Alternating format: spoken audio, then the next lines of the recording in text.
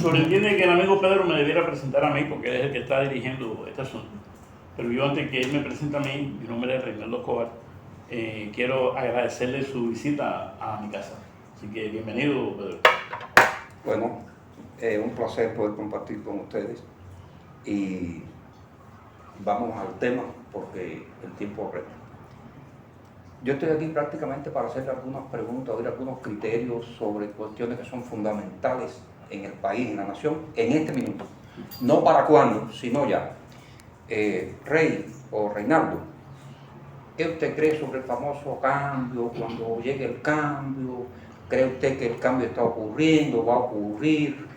Bueno, sin ánimo de ponerme filosófico, siempre que se toca el tema este del cambio, y ya he escrito sobre eso, dicen que es de mal gusto citarse a uno mismo, pero bueno, ya lo tengo masticado, ¿no? Yo creo que todo cambio, tiene tres dimensiones, que es la dirección del cambio, la profundidad del cambio y la velocidad del cambio. Y una de las discusiones que más importantes se deben hacer es en qué dirección es el cambio que estamos aspirando nosotros. Si lo ves desde el punto de vista de la economía, diré, bueno, pues la dirección debe ir hacia el mercado, ¿no? Si lo ves desde el punto de vista político, tendría que decir, tenemos que hacer, la dirección del cambio es hacia la democracia, hacia los derechos humanos, hacia las libertades civiles y públicas. Pero el tema está en la profundidad. Si tú te pones a observar cómo era este país en los años 70, cómo fue en los 80, cómo fue en los 90, en los 2000 y ahora, te das cuenta que aunque acusamos a este sistema de inmovilista, ha habido cambios. Porque esto no se parece a los 90 ni a los 80 en muchos sentidos. Donde se mantiene más rígida la situación es en los derechos políticos. En la economía ha habido cambios, ¿no? Ha habido cambios, las cosas han ido cambiando y en la dirección hacia el mercado. Aquí los cambios que se han introducido en el país desde el poder no son cambios para más planificación ni para más economía estatal, aunque se pasen la vida diciendo que lo más importante es la empresa estatal socialista. Pero ellos han ido comprendiendo de que no camina la cosa y han introducido esto. Y viene entonces la velocidad. Claro, uno puede decir, ocurre algo en el país tremendo y en 72 horas ya este país no es el mismo y vamos a cambiarlo todo. Eso no me gusta. Le voy a decir por qué no me gusta, porque eso siempre trae como consecuencia que se rompen cosas que no debieran romperse y que aparecen improvisaciones. Así que hay que tener cautela con la velocidad. ¿En qué estamos? ¿Cuál es el principal problema? Yo diría el palo en la rueda para esos cambios. No somos los cubanos estamos todos en un consenso, de un deseo compartido de que cambien las cosas más importantes que estamos padeciendo en el país. Y fundamentalmente los derechos, las libertades, que es lo que da pie a todo lo que viene después. Pero si tú me preguntas a mí, querido amigo, y bueno, ¿y qué es lo que hay que hacer? Yo lamentablemente tengo una mala noticia. Yo creo que el primer paso lo debe dar el gobierno. Y digo que el primer paso lo debe dar el gobierno porque el primer paso que debe dar el gobierno es despenalizar la discrepancia política en todos sus espectros y aspectos. ¿Por qué digo esto? Porque este esfuerzo que tú estás haciendo con tanta devoción y con tanta energía tiene un defecto grande. Tú vas a vincular aquí a un tipo de persona, que es el tipo de persona que está dispuesto a tirarse de la guagua andando. Tú vas a hacer aquí una antología de pensamientos de los que se atreven, de los atrevidos, no así de los valientes, porque no solamente están los valientes, también están los irresponsables que parecen valientes. Y entonces vas a dejar fuera de este tema, tú no lo vas a dejar fuera, se van a quedar fuera de por sí mismos los tímidos, los cobardes, los conservadores, la gente que tiene miedo, y esa es, Pedro, la mayoría. La inmensa mayoría. La inmensa mayoría. Entonces, el segmento que tú estás eligiendo aquí es válido y es necesario, pero distorsiona realmente el tema de lo que quiere la gente. ¿Y cómo salvamos eso? Cuando el gobierno dé el primer paso. Cuando el gobierno dé el primer paso de despenalizar la discrepancia política, van a aparecer en la gaveta de los economistas tremendos programas de cómo se cambia Cuba. Me permite interrumpir. Sí, adelante. Cuando el gobierno, ¿usted sabe cuándo el gobierno va a dar el primer paso? Cuando las personas que pensamos, cuando las personas que tenemos la preparación intelectual y moral y en todos los órdenes, los obliguemos a que dé ese primer paso. Es mi criterio personal. Sí, pero hay que presionarlo. Sí, llevamos 62 años presionándolo, porque esto no empezó ayer. Si tú se miras hacia atrás, yo no voy a ir muy lejos. Cuando tú lees, por ejemplo, el documento de La Patria de Todo, que fue un documento muy bueno que se hizo cuando el 5º Congreso del Partido Comunista de Cuba, firmado por Vladimir Roca, Marta Beatriz Roque, el abogado René Gómez Manzano y otro, Bonet, ahí está todo, ahí está la presión de lo que hay que hacer, y eso hace rato. Bueno, sigues leyendo, si vas más para atrás te encuentras un documento que hicieron unos intelectuales jóvenes cubanos que se llama La Tercera Opción, donde estaban planteando algo como mejorar el socialismo. Y después más acá te llegas al proyecto Varela. El proyecto Varela es un proyecto que es sobre qué hay que cambiar. Y hay que cambiar. Muy concreto. Aquí mismo, muy recientemente, bueno, hace unos años, se creó el espacio abierto de la sociedad civil cubana, donde se reunieron los más importantes líderes de la oposición y de la sociedad civil para pensar sobre el cambio. El movimiento San Isidro, todas las cosas que han ido pasando. Es decir, esto no, y discúlpame que use la primera persona del plural y no la segunda del singular, no estamos descubriendo el agua tibia. Para nada. Pero hay que seguir calentándola para que no se enfríe, ¿no? Y yo creo que ese es tu punto. No estás descubriendo el agua tibia, sino estás manteniendo el calorcito. ¿Quieres que le diga mi punto? Perdón. No, perdón, sí. Que en la enumeración se me olvidó el Centro de Estudio de Convivencia, que es, a mi juicio, el proyecto más acabado de pensamiento que se ha hecho en Cuba en los últimos años. En las últimas décadas. Bien, para encauzar el asunto. Pero la pregunta es, yo estuve una vez en la revista Espacio Laical, se dio un debate sobre las expectativas de cambio y sobre los escenarios de cambio. Ahí se mencionó una intervención extranjera, un golpe de Estado, una explosión social, un cambio dirigido desde arriba, y se estaba manejando cuál era más posible, cuál era más conveniente, y yo, que a veces soy un poco humorista, pedí la palabra, eso incluso se publicó en la revista Espacio Laical, me sigo citando a mí mismo, disculpa, donde yo dije que faltaba una quinta opción, y esa quinta opción era que el gobierno cubano, guiándose por la doctrina marxista-leninista y cumpliendo los lineamientos, lograra que el pueblo cubano fuera próspero y feliz. Las carcajadas se vieron en el malecón. Como tanta gente se rió, dice, bueno, entonces parece que es una de estas cuatro. Es decir, o hay esta o hay... Ahora, la perfecta es que ellos empiecen. Pero para que ellos empiecen,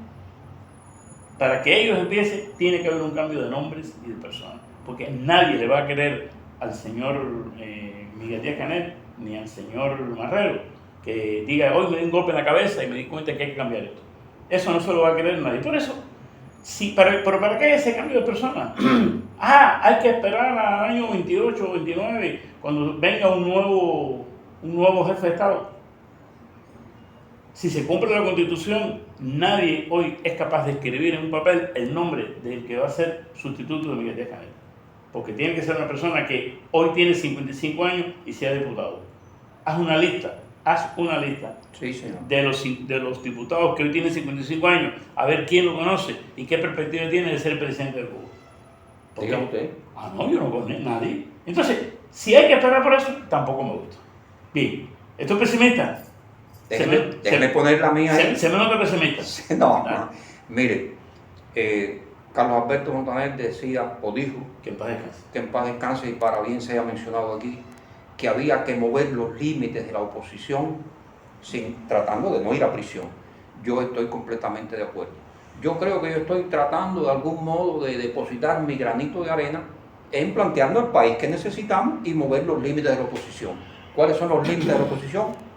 Haz todo lo que tú quieras, habla todo lo que tú quieras, pero no se reúnan ni se manifiesten. Hay que moverlos, Reinaldo. Claro. Tenemos que reunirnos. Yo creo que una manifestación acéfala, como fue la del 11 de julio y de cierto modo otras que han habido por ahí, nos van a traer entonces que ese cambio sea violento. Sí, su principal virtud fue su principal talón de Aquiles. Sí, la espontaneidad. La espontaneidad, en exceso. Sí. Entonces, por ahí anda mi mente, ver de qué forma puedo contribuir a que el cambio sea lo menos violento y que sea lo más futurista posible y que sea lo más profundo posible. Sí. Gracias, y más rápido. Hace unos años...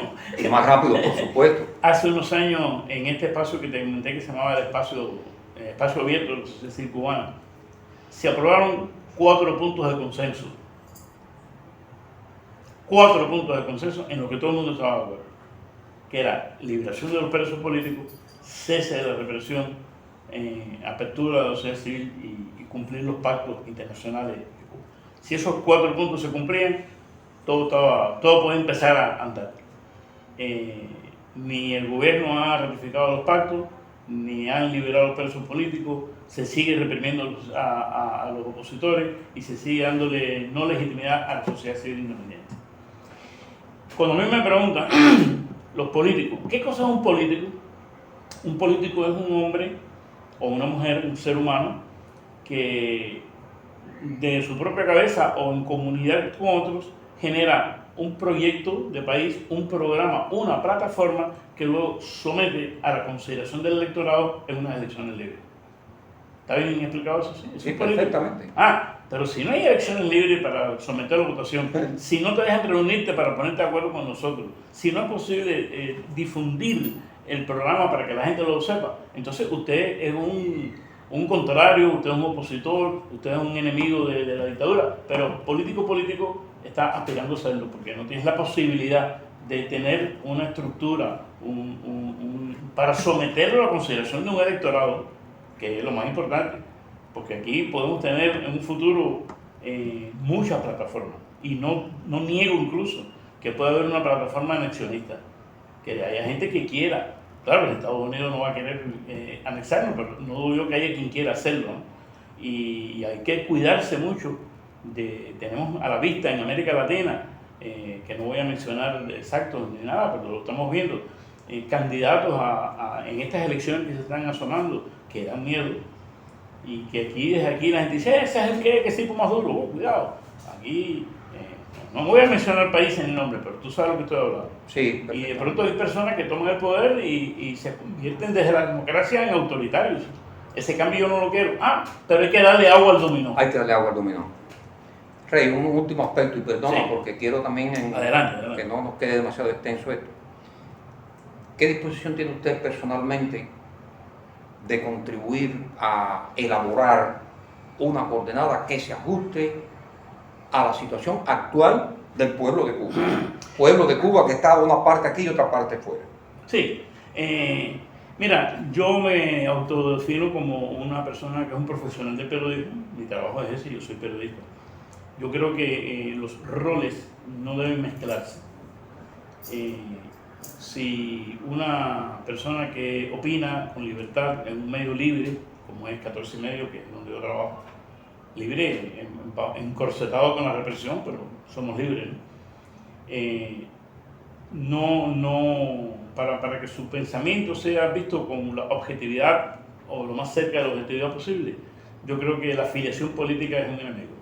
Es decir, cuando una persona se afilia políticamente a un proyecto y es periodista, pasa a ser un vocero de ese proyecto y deja de ser el periodista independiente que es. Yo como periodista y como columnista que soy y como opinador, claro que voy a trabajar en esa dirección.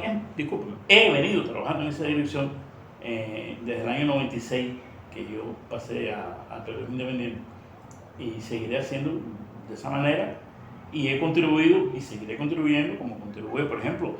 Mucha gente desconoce un proyecto que se llama la Carta de Derechos y Deberes de los Cubanos, que eran 47 puntos, que eran como la semilla de una constitución. Ahí yo trabajé en ese proyecto, año 90 y tantos, cuando existía una cosa que se llamaba la Mesa de Reflexión de la Oposición Moderada, que yo en broma... Mira que se han hecho cosas, Renato, en este país interesantes. En broma yo decía que el nombre estaba mal puesto porque nadie podía gritar ¡Viva la Morón! Entonces, pero bueno, ya esa mesa no existe, casi todos están en el exilio o han fallecido. Y después se han hecho otros proyectos, y cada proyecto que surge tiene la misma intención. Yo creo que hay diferentes caminos. Yo creo que desde el púlpito un sacerdote puede contribuir a esto sin tener que ser una persona que participe directamente en una reunión o en una asamblea constituyente. Creo que un periodista puede hacerlo, creo que un abogado defendiendo a una persona y cumpliendo con su deber puede contribuir a esto. Ese es mi punto. Tú puedes contar conmigo, tú y los demás que junto a ti quieran estar esto, para yo dar mi granito de arena en este sentido, pero no quiero participar como miembro de una entidad que... No, yo no pretendo absolutamente nada de eso. Muy bueno que lo Un aclares. grupo de trabajo que esté dispuesto a decir, caballero, Cuba tiene que coger por aquí, Sí. y son estos 30 alineamientos, 4, 2, 9, tesis, no sé. Bueno, y ya es que eso ya ese es el agua tibia. Eso que te existe, decía. por eso te digo. Pero que Hay que calentar la olla.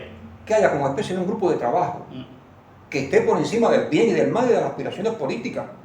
Porque en definitiva, cuando usted vaya a hacer una constitución, no me puede violar eso. Porque la nación necesita esto respetando estos derechos inalienables. Ya tú estás pensando que entonces, ya tú estás pensando que ese producto que va a salir de esta cosa va a ser vinculante. ¿Qué te hace creer que sea vinculante? La labor que yo sé que va a surgir si se logra la libertad de reunión. Si se logra la libertad de reunión, no. Vinculante fue la Constitución del 40 y cuando este proceso empezó, ya Batista la quitó y después... Ya, bueno, vamos a ver. Hay que andar eso. Esta Constitución actual dice que es inmodificable, que no se puede quitar el sistema. Sí. Entonces, si nosotros queremos que esas cosas son cambiables, otros creerán que lo que nosotros estamos proponiendo es cambiable también. Ese es el punto. Reinaldo, ¿viste cómo yo me compré? se nos va a quedar muchos puntos sin tratar. Nada, te felicito. Creo que esto hay que hacerlo, confío en que va a tener un resultado y en la medida de mis posibilidades, pues podrás contar con mi pequeño esfuerzo para eso. Es que no estoy haciendo absolutamente otra cosa que no sea tratar de depositar mi granito de arena, que sé que es minúsculo, desde el terreno que yo me he ganado. Por ejemplo, y no sé si viene al caso ahora, yo estoy en estos momentos insistiendo en una respuesta que se me debe dar a mí sobre la famosa carta que le hice al presidente en el MININ, porque de la Oficina de Atención del Consejo de Estado se me pasa al Ministerio y de ahí tampoco hay respuesta. Yo estoy tratando de preguntarme quién soy y de acuerdo a mi pequeñez, obrar desde mi pequeñez de ciudadano y de condición de preso. Usted tiene sentado ahora frente a usted aquí un preso político del 11 de julio. Es decir, que yo no tengo libertad ni para estar aquí en su casa. Esa es la idea. Yo estoy buscando mi lugar a ver qué yo puedo hacer. Y estas entrevistas las voy a seguir haciendo mientras tenga salud. Claro. Y mientras... Pues, es admirable la buena fe que tú tienes, que todavía le escribes al presidente para que te escuche. No lo hice para que me escuchara, lo hice para que te leyera. para haberle escrito. Ya está, correcto. Felicidades.